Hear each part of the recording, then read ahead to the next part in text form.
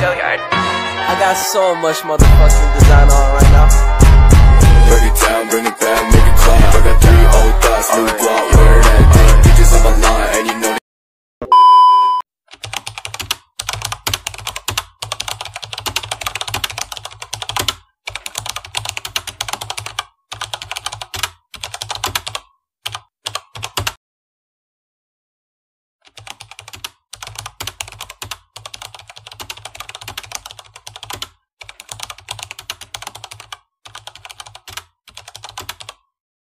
Assalamualaikum warahmatullahi wabarakatuh. Waalaikumsalam warahmatullahi wabarakatuh. Ya, jadi perkenalkan, saya Taufan El-Kindi, Bang. Baik. Saya mahasiswa dari salah satu perguruan tinggi di Yogyakarta, tepatnya di STB Alia Yogyakarta. Dan sekarang saya memiliki tugas ini kewarganegaraan PKN. Baik, untuk pertanyaan pertama, Bang, langsung saja to the point.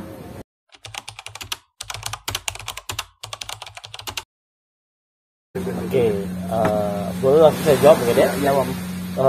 Untuk jawaban dari saya, segala sesuatu bentuk pengakhiran dalam hidup itu bukan menjadi salah satu opsi dari penyelesaian masalah. Karena itu termasuk dari kita berlari dari sebuah masalah tersebut. Gitu. Kita enggan untuk menghadapi masalah tersebut. Karena itu bukan jalan keluar. Mengakhiri hidup bukanlah suatu opsi atau jalan keluar untuk menyelesaikan suatu masalah. Tapi secara tidak langsung menambah beban masalah, ya nggak sih? Ya, itu akan menjadi penambahan beban bukan untuk kita, tapi untuk orang lain juga. Ya. Mungkin keluarga yang akan terpukul dan segala macam, teman-teman yang akan mulai merasa kehilangan, gitu kan, dan segala macam. Kalau misalkan meninggalnya pun itu nggak membawa apa ya, nggak meninggalkan hutang lah gitu ya. Kalau misalkan dia meninggal, dia bunuh diri nih, tapi masih meninggalkan hutang, itu kan menjadi beban buat orang lain, ya nggak sih? Ya, tapi kan penyelesaian walaupun meninggal dengan cara free gitu ya, namanya bunuh diri itu bukan suatu opsi dari jalan keluar untuk menyelesaikan suatu masalah. Baik itu Saudara dari Taufan. pandangan agama maupun pandangan secara kewarganegaraan. Iya, secara kewarganegaraan. Secara norma itu pun nggak dibenarkan. Iya, tidak dibenarkan. Oke, baik, selanjutnya pertanyaan kedua. Pernah nggak sih ada rasa keinginan untuk apa ya? Di titik terendahnya Bang Silpa ini, pernah nggak sih ada rasa ingin untuk bunuh diri? Pernah? Mungkin kita bilang setiap orang punya titik terendah ya. Iya. Setiap orang pasti pernah merasakan titik terendahnya. Pernah merasa apa sih tujuan saya hidup itu pasti ada. Merasa bahwa saya kayaknya nggak guna untuk hidup ini. Gitu. Tapi dari keinginan untuk mengetahui apa sih jalan yang akan saya tempuh, itu menjadi langkah untuk kita mengambil langkah maju, bukan malah kita mengakhiri perjalanan hidup kita. Gitu, saudara Tanda. Berarti Pasti menurut saya setiap manusia pasti akan merasakan titik terendah dan akan mempertanyakan apa sih gunanya saya. Itu pasti akan ada waktunya. dan bunuh diri bukanlah opsi. Dan bunuh diri bukanlah jalan keluar dari sebuah masalah. Dengan opsi pilihan. Selama 28 tahun hidup. 28 tahun. 24 tahun. Oh, selama 24 tahun ini ya. 24 tahun hidup ini pernah nggak sih ngelihat ataupun apa ya, secara langsung gitu, atau pernah menasehati seseorang untuk tidak melakukan bunuh diri? Pernah? Saya adalah seorang guru ya, dan alhamdulillah saya pernah melakukan. Guru di mana, Bang? Guru di salah satu lembaga pendidikan di Lombok. Jadi saya pernah membimbing atau mengkonseling seseorang gitu, untuk yang mengalami beberapa tekanan, berada di bawah tekanan. Dari beberapa tekanan tersebut, contohnya seperti masalah keluarga, tekanan ekonomi dan segala macam, dan merasa bahwa dirinya nggak akan pernah bisa keluar dari rantai-rantai yang menjeratnya gitu. Bang Silpa sendiri ini sekarang mahasiswa, Bang? Ya, saya mahasiswa. Mahasiswa di mana, Bang? Di Universitas Islam Mataram. Universitas Negeri Islam Mataram. Di Lombok ya? Ya. Oke, baik, Bang. Pertanyaan pertama, siapa yang berisiko bunuh diri? Siapa saja. Ya, Siapa saja bisa bunuh diri, tidak mengidentikan antara laki-laki atau perempuan. Oke, baik. Yang kedua, apa yang mendorong seseorang untuk bunuh diri? Yang pertama faktor psikologi, yang kedua faktor ekonomi, yang ketiga itu lingkungan.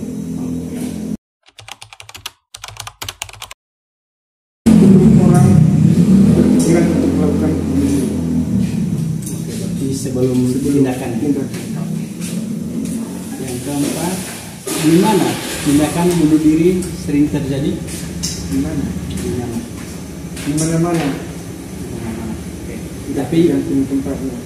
biasanya di mana?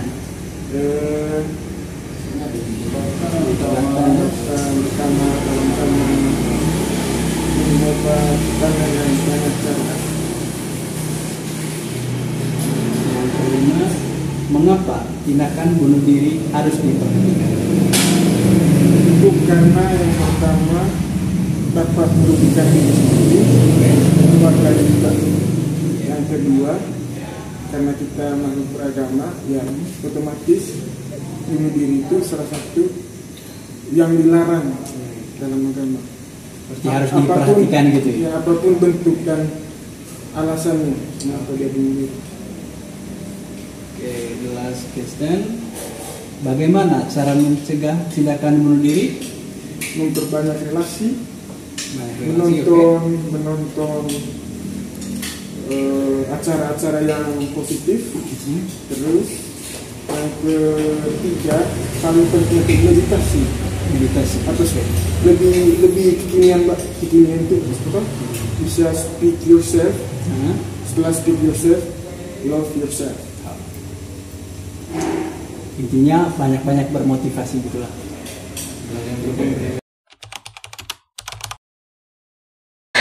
Sekarang saya sedang bersama mahasiswa.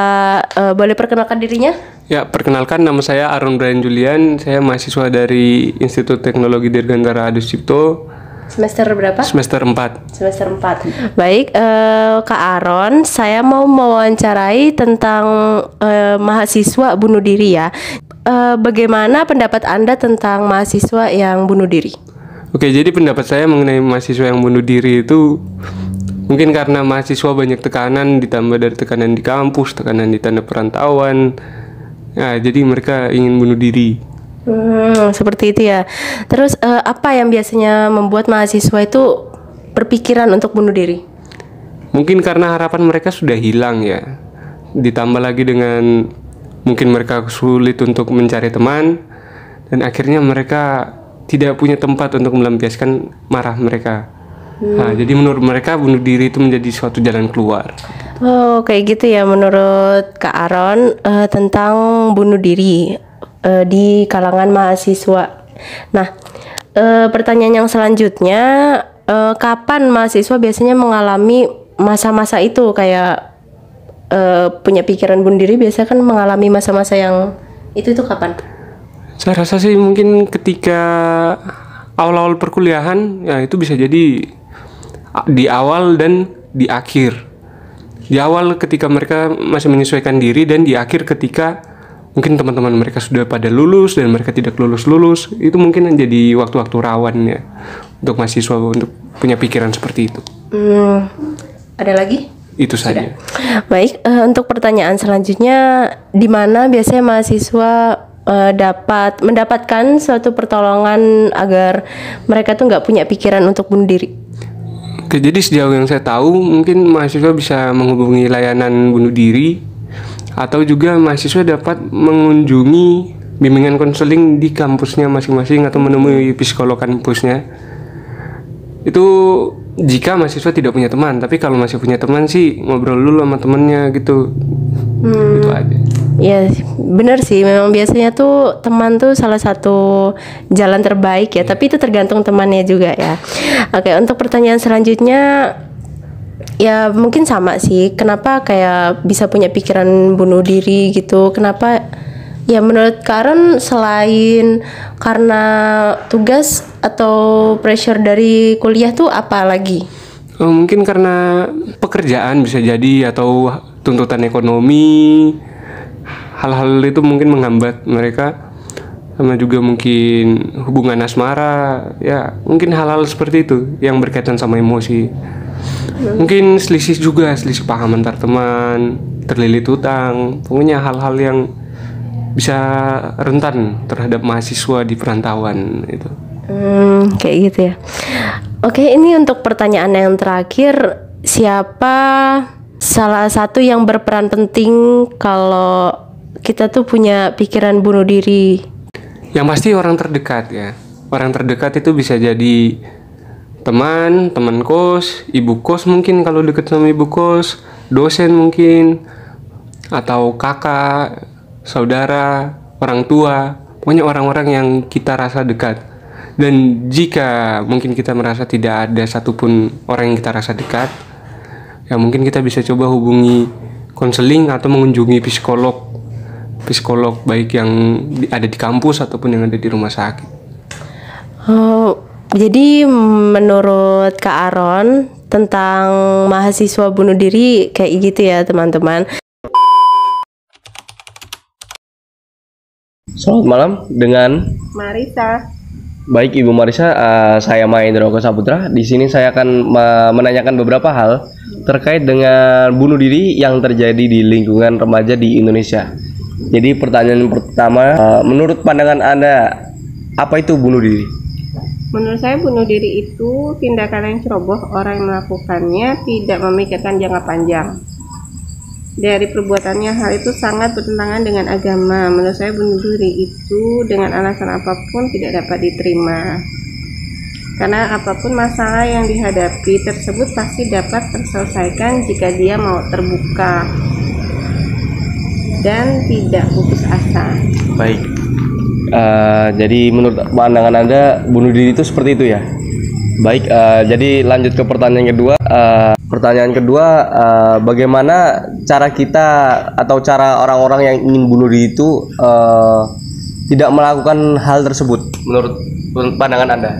Menurut pandangan saya mungkin dengan mendekatkan diri kepada Tuhan, lalu bisa juga menjauhi hal-hal yang negatif dan selalu terbuka jika ada masalah, dengan merubah mindset kita terhadap diri kita sendiri hingga kita dapat berpikir jernih hal apa yang akan dilakukan ke depannya. Baik, jadi seperti itu ya Ibu. Lalu pertanyaan ketiga, menurut Anda cara yang efektif atau yang bisa dilakukan untuk mengurangi, bukan mengurangi sih, lebih ke menanggulangi, mencegah terjadinya bunuh diri itu seperti apa ya? Yang efektif ya harus lebih dekat sama Tuhan ya. Lalu? Dan lebih terbuka. Lebih terbuka, baik. Lalu pertanyaan selanjutnya, apakah menurut Anda kasus bunuh diri di Indonesia itu terbilang banyak atau sedikit atau bagaimana? Cukup tinggi sih. Cukup tinggi ya? Cukup tingginya tuh bagaimana? Iya. Maraknya kasus yang ada atau gimana? Mungkin marak kasus yang ada, bisa jadi. Oh ya, baik. Lalu selanjutnya mungkin saya akan bertanya lagi. Jadi selanjutnya,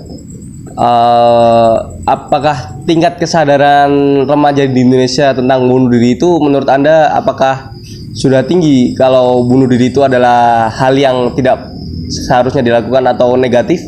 Bagaimana? 80% kayaknya. Tingkat kesadarannya ya. Baik, lalu yang terakhir nih pertanyaan dari saya. Mungkin ada pesan atau gimana tuh terkait dengan maraknya bunuh diri yang di Indonesia? Mungkin pesan-pesan yang ingin Ibu sampaikan kepada orang-orang tersebut? Satu, terbuka, nggak boleh nyimpen masalah. Terus ya harus membuka diri, harus ya mau bergaul sama siapa aja, nggak usah tertutup pada masalah, diceritakan semua masalah pasti ada jalan keluarnya. Baik, jadi lebih ke terbuka dan jika ada masalah tidak tidak diselesaikan sendiri ya. Jadi dia lebih sharing. Dia membutuhkan teman untuk berbicara, teman untuk sharing tentang masalahnya, untuk menyelesaikan masalahnya yang terjadi ya. Baik.